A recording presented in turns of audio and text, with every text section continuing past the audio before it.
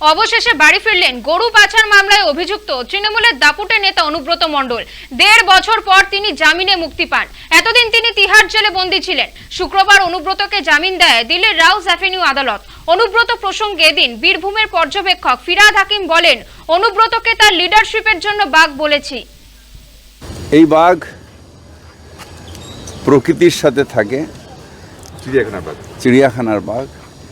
আর অনুব্রতকে বাঘ বলেছি তার লিডারশিপের জন্যে, তার এত অত্যাচারের পরেও তার মনোবলের জন্যে, তার মানুষের সাথে দলের জন্য থেকে যে দৃঢ়তা দেখিয়েছে তার জন্য সে বাঘ। কোন বাঘ শক্তিশালী?